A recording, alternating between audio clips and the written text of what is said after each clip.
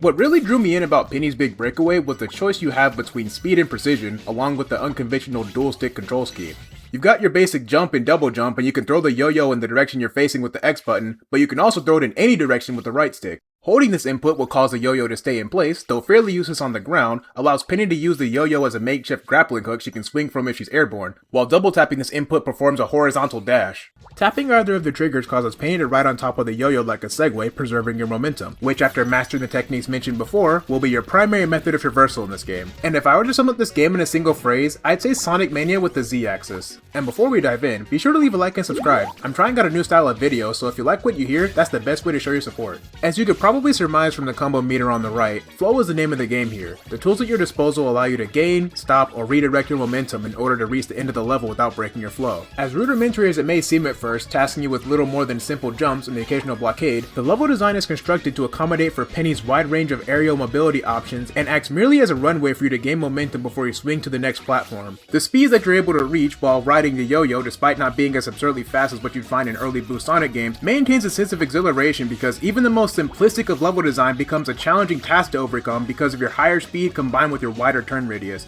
In fact, Penny's Big Breakaway actually manages to solve the problem with Sonic games I've had for a long time, using a solution that I myself had considered, but not given enough thought on how I'd properly execute it. One of the issues I have with Sonic games, both 2D and 3D, is that moving from a standstill is too slow. While I understand that achieving your top speed should take a while because of the game's focus on momentum and maintaining speed, going from a standstill to a brisk jog shouldn't take upwards of 3 seconds. No other character in any game that I can think of, 2D or 3D, behaves this way. Imagine if we were playing something like Banjo-Kazooie and every time you wanted to move from a standstill, Banjo had to scuttle in place for about a second before reaching his top speed. And that's how Sonic has always felt. He may be the fastest thing alive, but he's also the slowest thing to get going. Ironically enough, one of the only 3D Sonic games to get this right has been 06. You push the stick forward and Sonic is already jogging, and continuing to hold the stick will have him progress into a full stride. He doesn't have to walk before building to a jog. But since then, Sega struggled to find the proper balance of how to handle Sonic's control. In Lost World, they gave him a run button which somewhat addresses the issue, but his turning radius was just as tight as if you were going at a walking pace. The game also had no sense of flow or momentum whatsoever, and every other aspect of that game's controls aside from the spin dash got absolutely destroyed in the process. I still have a soft spot for it though, looks really nice.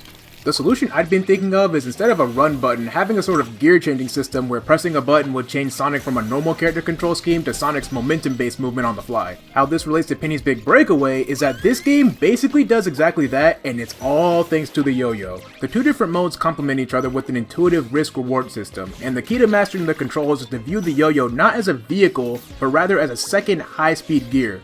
Would you rather stay on foot where you have the most control over yourself but with an uncomfortably low speed cap, or would you prefer to ride the yo-yo to give yourself access to far greater speeds at the expense of said control?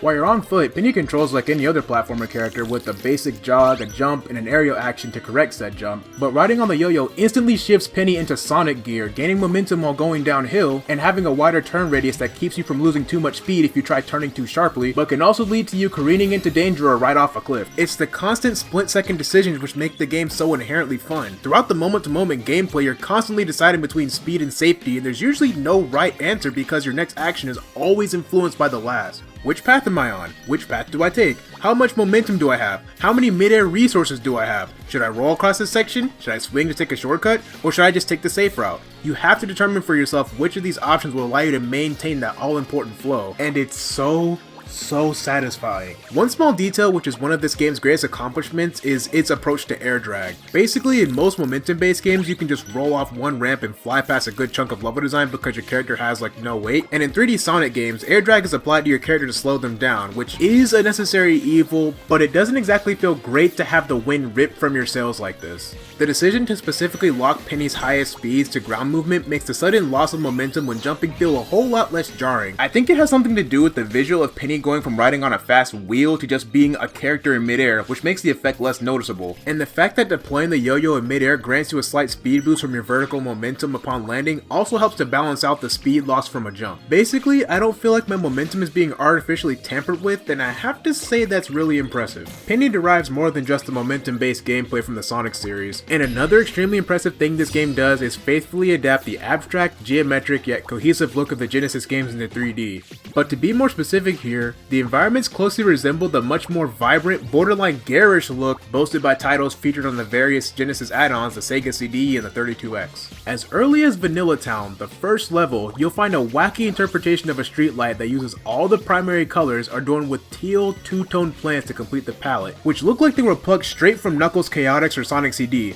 but rather than being some sort of artist's interpretation or reimagining, these give me the impression that the TV screen is just some sort of mosaic glass that distorts whatever's behind it, and what you see in Penny's Big Breakaway looks like what would happen if you reach behind the screen, grab the object directly, and pull the sprite right out of the TV to see what it looks like without a pixelated filter. This game's art direction is on a whole other level. I don't think I've seen anything else like it. I don't know if this is a material or a shader, but I love whatever technique they used on the coins to make them appear as if their shading was determined by a color palette rather than reacting to a full light spectrum. They're just so nice to look at. A lot of the game's environments remind me of the various attractions from Knuckles Chaotix, albeit with less saturated color schemes, which is a good thing because both CD and Chaotix overdid it with their palettes, causing many of the environments to blur together, and while Penny suffers from this a bit, by virtue of being a 3D game, similarly constructed areas have a wider variety of solutions to navigate them, and even then, that's nothing a sequel can't fix.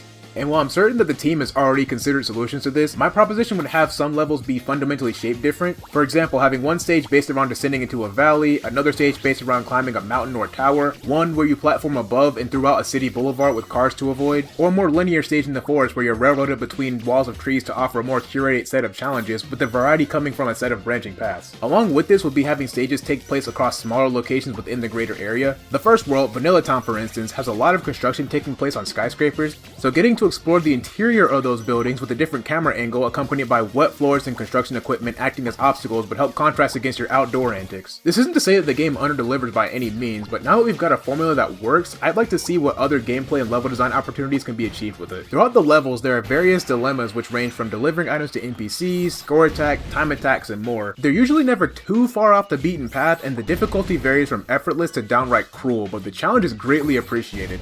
The boss fights range from cool spectacles or chaotic obstacle courses at best and harmless minigames at worst. The first boss isn't so much a boss as it is Penny running away from giant hordes of penguins, which is then followed by the pirate boss where you're sailing across the water to reach your ship where you duke it out to reach the next phase. The boss in the courthouse was an all-out assault of obstacles and lightning which track your movements and cut you off. Then there's a rival race which is really fun but comes with a handful of beginner traps, though my experience made me question whether that was entirely a negative. While I understand that beginner's traps are almost universally viewed as a bad thing, I enjoyed the rush of seeing new mechanics introduced outside of a safe environment and being forced to rely on my instincts to learn on the fly. I think there's a valuable conversation to be had about whether their implementation is always bad. Especially with games becoming easier due to the removal of limited lives, a feature which needed to be innovated upon rather than removed, which is a topic I'd like to cover later. But on the opposite side of the spectrum is the prevalence and popularity of competitive games where new techniques are discovered constantly and you're forced to adapt. So with those two sides of the gaming spectrum being as loud and popular respectively, I don't see a problem with games themselves occasionally throwing you a curveball.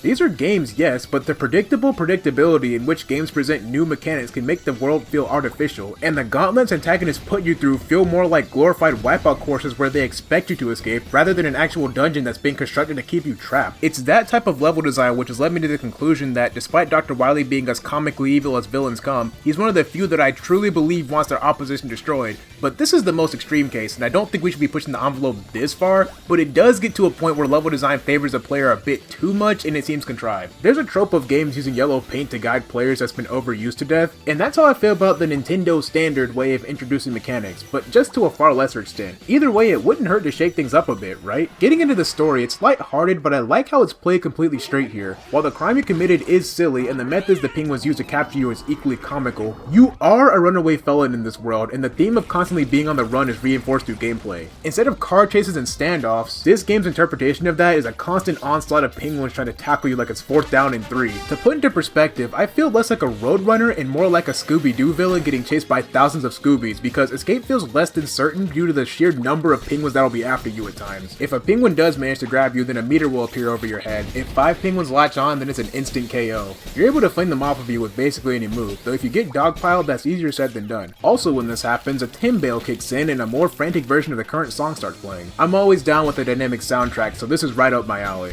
The soundtrack was composed by T. Lopes, aka the Sonic Mania guy, aka the music you hear in 33% of YouTube videos, along with Sean Bialo of Spark 3 fame. Suffice it to say, Penny's Big Breakaway has some absolute bangers. From the poppy synths of Vanilla Town,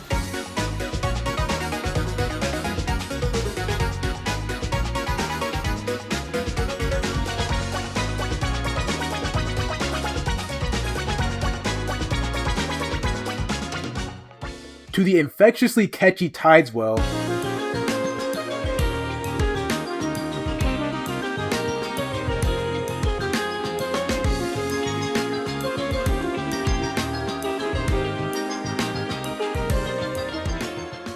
to the bombastic big band sound of the Editorium,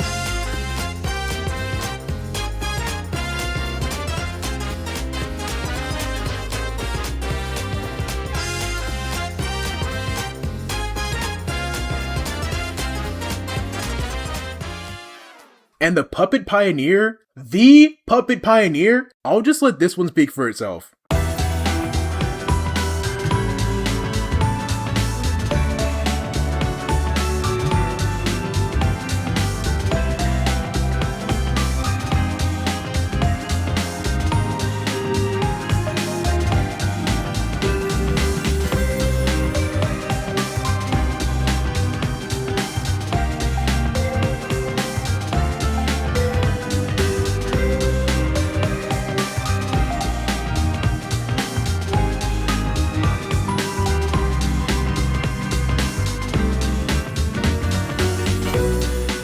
It's comforting, it's unnerving, it's eerie, it's beautiful, it has a shepherd's tone, it's perfect! This song was love at first listen. Taboo's design is also really sick. In fact, most of the characters you meet have strong silhouettes and their color palettes are vibrant and distinct. Though it was a bit hard to tell what anybody was actually supposed to be. I think Penny's supposed to be a lamb. That's what I'm getting from the white curly hair, or maybe she's just dressed like one. Either way, she's very cute and well animated. I love her little vaudeville run cycle. Her jumping animation is really good too. I don't know what this pose is called, but it's very theatric. Not only is it distinct, but it also fits her character perfectly. That reminds me, performance was buttery smooth both on PC and Steam Deck. And I don't recall any frame drops or stuttering, but I did stumble across a bit of jank. Sometimes riding across water was inconsistent, though I couldn't explain why. And I did clip through level geometry, but I could probably count the amount of times that happened on one hand. Overall, Penny's Big Breakaway is a fantastic time. The mechanics introduced here strike that nice balance between well executed without ever feeling stale. The negatives, few and far between, were greatly outweighed by the positives, and in a sequel I can see them doing even more with the foundation they built. But if they don't, what was done here is absolutely worthwhile.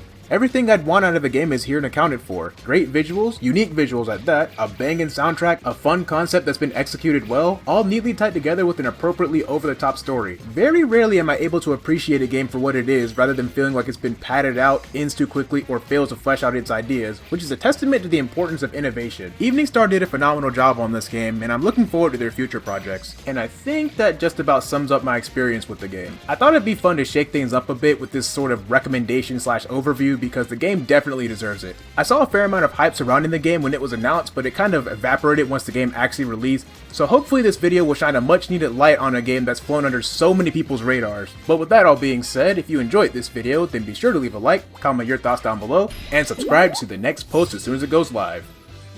Alright, take care.